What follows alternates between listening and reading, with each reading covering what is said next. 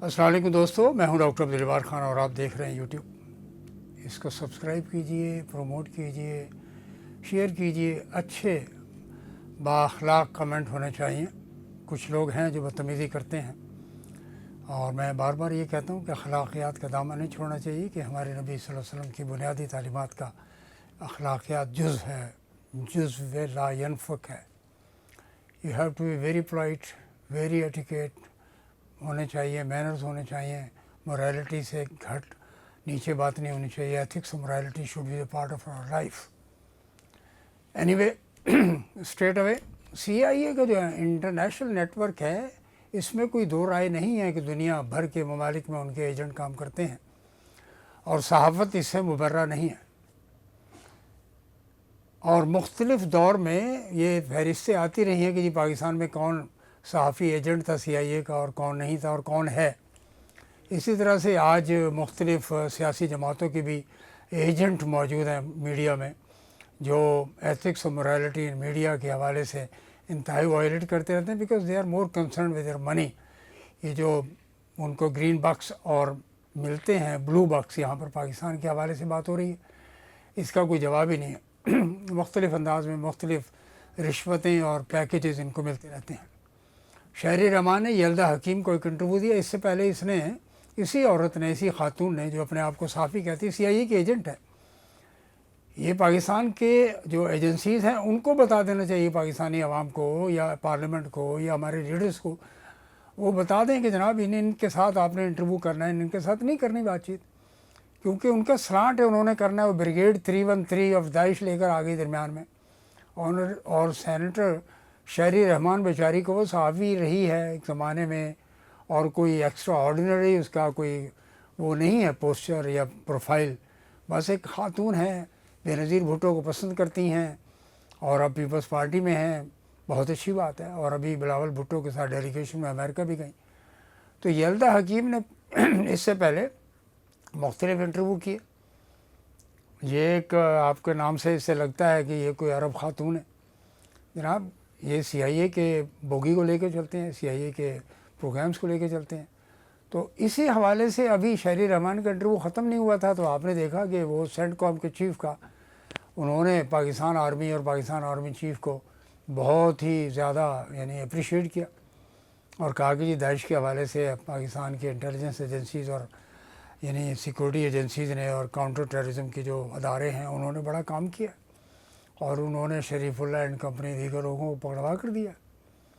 तो अमेरिका ने अपना एक नुस्खा देना है जनरल आसिम मुनीर साहब को, फील्ड मार्शल जनरल FMG, ये समझ लीजिए कि field marshal general Asim Munir को एक नुस्खा देना है उन्होंने, कि उन्होंने क्या करना है।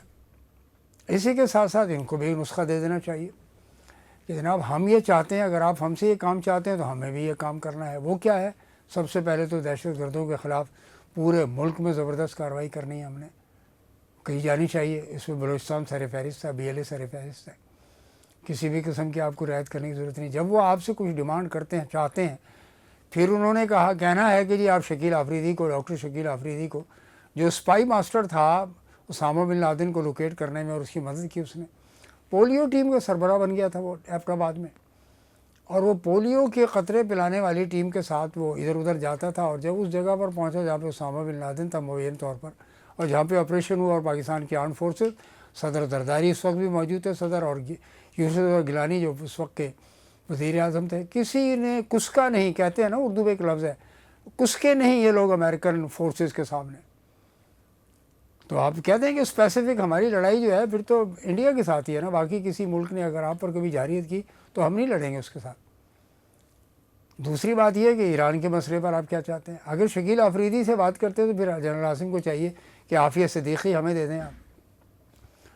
86 बरस की इसको कितने साल की सज़ा दे रहे हैं, 186 साल, पता नहीं कितने साल। इतनी तो बंदे की उम्र ही नहीं होती, इतनी तो बंदे की उम्र ही नहीं होती है। वो कितनी सज़ा पहले भुगत चुकी हुई है, 20-25 साल भुगत चुकी है। उसकी फैमिली यहाँ पे रुल रही है, बच्चे, और उसने कोई कत्ल नहीं किया। देखिए अगर कोई आगे पीछे कोई काम हो गया, उस वक्त वॉर ऑन टेरर चल रही थी और फिर हमने, पाकिस्तान के लोगों ने, पाकिस्तान के अवाम ने, पाकिस्तान की फ़ौज ने अमेरिका का साथ दिया रशिया के ख़िलाफ़, फिर आपने तालिबान के ख़िलाफ़ ایک وہ بوگی کریٹ کی کہ جی 9/11 کی جنگ جو ہے وہ یہاں سے شروع ہوئی تھی اور داعش کے لوگ یہاں پر بیٹھے ہوئے تھے، اور داعش تو بعد میں آئی، یہ القاعدہ کے لوگ یہاں پر آ گئے تھے۔ القاعدہ کا جو فائدہ اٹھایا لوگوں نے، آپ کو پتہ ہے مذہبی پارٹیوں نے بھی اٹھایا اور حکومتوں نے بھی اٹھایا، حکومت پاکستان نے بھی القاعدہ کا فائدہ اٹھایا۔ ابھی وہ ختم نہیں ہوا تھا، طالبان کا جھگڑا شروع ہو گیا۔ طالبان کا جھگڑا ابھی چل ہی رہا ہے، TTP اس میں سے بن کر معرض وجود میں آئی۔ پاکستان کے جو دہشت گرد تھے اپ نارتھ میں، وہ افغانستان میں چلے گئے، انہوں نے وہاں پہ پناہ لے لی، وہاں سے بیٹھ کر پاکستان کے خلاف کاروائیاں کرتے ہیں۔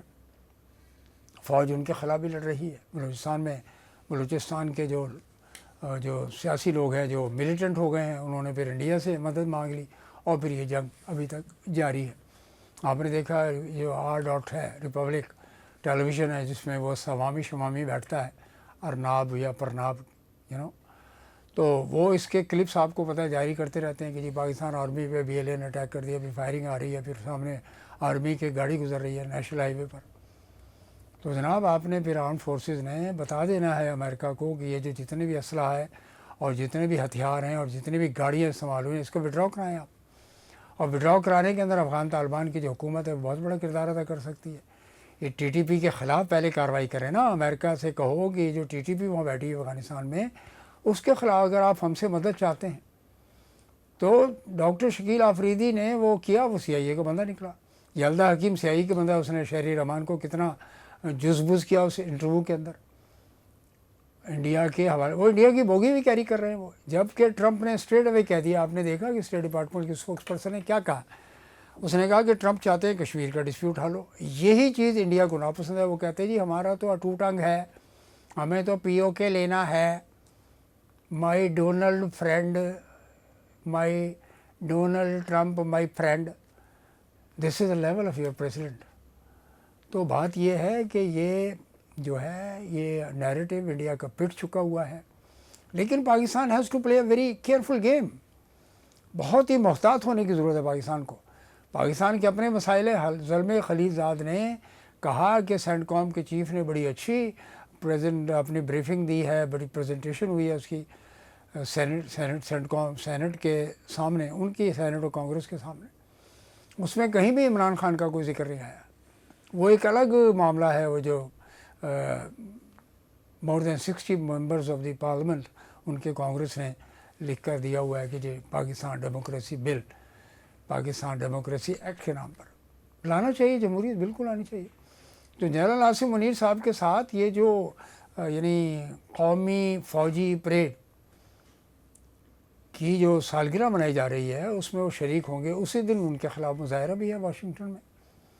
تو جنرل صاحب کو خود بھی اپنے لیے میں سمجھتا ہوں کہ اتنی سینس ضرور پریویل ہوگی ہماری اسٹیبلشمنٹ کے اندر کہ there has to be a very workable relationship. Victimization کی حالت آپ دیکھ لیں کیا ہے۔ پورے پاکستان کے عوام یہ سمجھتے ہیں کہ کل جو جج آصف ہیں وہ آئینی عدالت میں جب بینچ ٹوٹ گیا اور پھر کارروائی رک گئی، عدالت کا مقدمہ ہی نہیں سنا جا سکا۔ یہ کون سا انصاف ہے؟ اگر ہمارے کچھ ناظرین یہ کہتے ہیں کہ جی عمران خان کی حمایت کی جاتی ہے، کوئی حمایت نہیں کی جا رہی۔ بات حق کی ہو رہی ہے کہ آپ جتنے پولیٹیکل پرزنرز ہیں ان کو چھوڑ دیں۔ 190 ملین پاؤنڈ اسٹرلنگ پیسہ سپریم کورٹ آف پاکستان اور گورنمنٹ آف پاکستان کے پاس ہے، تو کون سی کرپشن ہے بھائی؟ کرپشن ہمیشہ پیسے کی بنیاد پر ہوتی ہے۔ کیا ہمارے فائنانس منسٹر، یہ فورن منسٹر جو اس وقت موجود ہیں، کیا ہمارے پرائم منسٹر پر منی لانڈرنگ کے چارجز نہیں تھے؟ ایک دم سے پرائم منسٹر بن گئے، FIA نے میں مگو ٹھپ دیا کیس، تو کیا وہ کیس ختم ہو گئے؟ کیس تو رہیں گے، آج نہیں ہوں گے، کل یہ جب اتریں گے اقتدار کی مسندوں سے نیچے جائیں گے تو پھر FIA نے ہاتھ ڈالنا، نہیں ڈالنا تو پھر آنے والے دور میں عوام خود یہ جو ہے ایسی کانسٹیٹیوشنل امینڈمنٹ کی بات کریں گے جو 26ویں اور 27ویں ترمیم کو نہ صرف انڈو کرے گی بلکہ انڈیپینڈنٹ جوڈیشری کی بات کرے گی۔ وکٹمائزیشن کو جو انہوں نے لے کر آگے چلے ہیں 3 سال، اس کے بارے میں کیا ریکٹیفیکیشن ہو سکتی ہے، کیا اس کی اصلاح ہو سکتی ہے، یہ پھر آئین کے لیے تبدیلی کا باعث بنے گی، آئین میں امینڈمنٹ اور ترامیم کا باعث بنے گی۔ اس وقت کی پارلیمنٹ پھر جو فیصلہ کرے گی وہ پھر یہ فیصلہ نہیں ہوگا جو گزشتہ 3 سال میں ہوئے ہیں اس پارلیمنٹ کے درمیان میں، اس میں یا پچھلی والی پارلیمنٹ میں۔ 8 فروری میں جو ہوا ہے الیکشن کمیشن کا 18ویں ترمیم کے ذریعے، وہ بھی انڈو کرنا پڑے گا۔ پہلے ہی عمران خان نے کہا تھا کہ یہ 18ویں ترمیم زیادتی کا باعث بن رہی ہے، اس کا ثبوت IMF نے دیا۔ IMF نے کہا کہ نیشنل فائنینس کمیشن کا جو ایلوکیشن ہے، اپروپریشن ہے اور فنڈز جو جا رہے ہیں صوبوں کو، اس نے وفاق کو کمزور کر دیا۔ آپ کے پاس کہاں سے آئیں گے 9.5 بلین ڈالرز جو آپ نے اس وقت 2550,000 ارب روپیہ جو 2550,000 جو ہے، یہ کیا ہے بلینز، یس 2.5 ٹریلین سمجھ لیجیے اس کو آپ، 9.5 ارب 10 ارب ڈالر۔ ظاہر ہے اگر جنگ ہوئی تو اور بھی پیسہ دینا پڑے گا آپ کو، اور انڈیا تیار بیٹھا ہوا ہے، وہ کسی بھی طور پہ اس بات کو ماننے کو تیار نہیں ہے کہ Kashmir is a disputed and conflict area between the two countries. اور پھر تیسرا بھی ہے، چائنا بھی موجود ہے اس میں، کشمیر اور لداخ کے معاملے میں چائنا موجود ہے۔ اروناچل پردیش میں اس نے آپ کے کو ڈنڈا کیا، آپ کی ضرورت نہیں ہوئی مودی صاحب، آپ صرف پاکستان، اصل میں آپ یو آر مسٹیکن، گراسلی مسٹیکن، آپ نے عوام کو مس لیڈ کیا، آپ نے سمجھا کہ جو ہندوستان کے بیچارے کمزور نہتے غیر مسلح عوام ہیں، مائنورٹیز ہے، کرسچن اینڈ جو سکھ ہیں، اسی طرح سے وہاں کے جو پاکستان بھی ایسے ہی کمزور نکلے گا۔ یہ غلط فہمی آپ کو لے ڈوبی، آپ کتنے میزائل چلائیں گے اتنے میزائل واپس آنے کی تیاری کریں۔ اب اگر آپ نے جو میزائل خرید رہے ہیں، جو تیاری کر رہے ہیں، اتنے ہی لوٹائے جائیں گے۔ اور آپ نے دیکھا نہیں کہ چائنا کے ساتھ پاکستان کا کیا کولیبریشن رہا ہے۔ اسحاق ڈار صاحب اس مہینے کے آخر میں پھر امریکہ جائیں گے، ابھی تو آپ کا ڈیلیگیشن ہو کر آیا، پھر اسحاق ڈار صاحب جائیں گے۔ اسحاق ڈار صاحب بنگلہ دیش کیوں نہیں گئے؟ کوشچن ہے، بنگلہ دیش کی حکومت پوچھتی ہے کہ جی آپ نے کہا ہم آئیں گے، نہیں آئے، آپ جنگ چھڑ گئی، اس کے بعد نہیں گئے، کیونکہ وہاں پہ آپ کو کلیم دینا پڑے گا، کلیم پہ آپ کی حکومت کو بات چیت کرنی ہے، اپنی عیاشیاں آپ کو ختم کر کے کسی نہ کسی فیصلے پر پہنچنا ہوگا آپ کو۔ عوام کو جو بجٹ کے اندر جو رگڑا دیا گیا ہے، اس کا امپیکٹ آئندہ 3 مہینے میں آنا شروع ہو جائے گا۔ ناظرین، آپ کو بالکل پتہ لگ جائے گا کہ، اور مجھے بھی پتہ لگے گا کہ جناب یہ بجٹ جو ہے کتنا خیر خواہی اور فلاحی بجٹ ہے۔ نو، ایبسولوٹلی ناٹ۔ یہ صرف اپنی عیاشیاں للے تللے کے لیے، تینوں پارٹی اقتدار میں بیٹھی ہوئی ہیں، چوتھی پارٹی خود فوج ہے، فوج بھی اقتدار کا حصہ ہے سر، اسٹیبلشمنٹ آف دا پارٹ، جو سارا کا سارا جو گیم ہے وہ وہی کر رہے ہیں بیٹھے ہوئے، نہیں کہیں جانا چاہیے۔ فوج کو جو پاکستان کی عوام نے عزت دی ہے، وہ پاکستان کے فوج کا ایک اثاثہ ہونا چاہیے، that is a big asset. وہ اپنے سینے سے لگا کے رکھتے ہیں فوج کو اور اس یونیفارم کو اور ان لوگوں کو، جوانوں کو۔ میرے بچے بھی ہیں، میرے بھی عزیز بہت سے فوج کے اندر موجود ہے جو انتہائی خطرناک دشوار علاقوں میں بھی اس وقت اپنے فرائض ادا کر رہے ہیں، خواہ وہ کشمیر ہو، خواہ وہ بلوچستان ہو۔ ظاہر ہم بھی ان کی خیر خواہی اور ان کی صحت اور دعا اور زندگی کے لیے دعا کرتے ہیں، بالکل کرتے ہیں، کیا جانا چاہیے۔ اور جو شہید ہو گئے، اللہ تعالیٰ ان کے مرتبہ بلند فرمائے، درجات بلند فرمائے، گھر والوں کو ان کے صبر جمیل عطا فرمائے۔ اس کی کوئی قیمت نہیں ہے کہ ایک پلاٹ یا کوئی پیکج، شودا پیکج اس بندے کا ریپلیسمنٹ نہیں ہے جو وطن کے لیے جان دے رہا ہے، دے چکے ہیں، دینے کو تیار بیٹھے ہیں۔ تو جناب اسحاق ڈار صاحب، آپ چائنا کیوں نہیں گئے؟ آپ تو چائنا ہو کر آگے، وزیر اعظم سے چائنا کیوں نہیں گئے؟ پاکستان کا ایک ٹاپ سب سے بڑا ڈیلیگیشن جس میں جنرل آصف منیر بھی ہو، وزیر اعظم بھی ہو، جا کے چائنا کا شکریہ ادا کرے، جیسے آپ نے ٹرکی اور آذربائیجان کا شکریہ ادا کیا۔ چوتھی بات جو آپ کو ملے گی وہاں پر جنرل آصف منیر صاحب، کہ اگر ایران کی اور اسرائیل کی جنگ ہوئی تو پاکستان کا کیا کردار ہوگا؟ وہی کردار ہونا چاہیے کہ جو پاکستان کے نے ترکی سے مدد حاصل کی ہے یا چائنا سے مدد حاصل کی ہے، اسی طریقے سے رشیا تو آئے گا ایران کی مدد کے لیے، لیکن پاکستان کو بھی ایران کی مدد کرنی چاہیے، بالکل نہیں رکنا چاہیے کسی بھی طور پر۔ جس طرح ایران نے پاکستان کو سپورٹ کیا ہے، اسی طریقے سے پاکستان کو ایران کو سپورٹ کیا جانا چاہیے۔ یہ واضح کر کے آئیے گا وہاں سے، واشنگٹن سے، یہ نہیں کہ انہوں نے جو نسخہ آپ کو پکڑا دینا ہے، پرسکرپشن، وہ لے کر آ جائیں اور اپنی طرف سے کوئی ڈیمانڈ نہیں۔ شکیل آفریدی اگر دینے کی بات ہو تو عافیہ صدیقی کو مانگ کر آئیں، اور اگر وہاں سے ایران پہ حملے کی بات ہو، اسرائیل ایران یا امریکہ کی جنگ میں، ابھی آپ کو پتہ ہے عراق سے کیا کہا ہے امریکہ نے؟ اس نے کہا ہے کہ عراق کے اندر جو سفارتکار ہیں ان کو چھوڑ دینا چاہیے، مڈل ایسٹ چھوڑ دیں، اور اپنے سفارتکاروں کو یہ کہہ رہے ہیں کہ مڈل ایسٹ چھوڑ دیں، کیونکہ جنگ کرنی ہے اس نے۔ اسرائیل اور امریکہ نے ایران کے خلاف جنگ کرنی ہے، ایران بھی تیار بیٹھا ہوا ہے اپنے تمام تر محدود وسائل کے باوجود بھی، لیکن وہ ڈٹرمنڈ ہے اپنی جگہ پہ لڑنا ہے ان کو۔ وہ کہتے ہیں کہ ہم لڑنے کو تیار ہیں۔ یہ صہیونی جو حکومت ہے نیتن یاہو کی، جو روزانہ 30، 40، 50، 100 معصوم بچوں کی جانیں لے رہا ہے، کھانے کی جو پوائنٹ ہیں، 8 پوائنٹس ہیں، اس پر بھی بمبارڈمنٹ ہو رہی ہے۔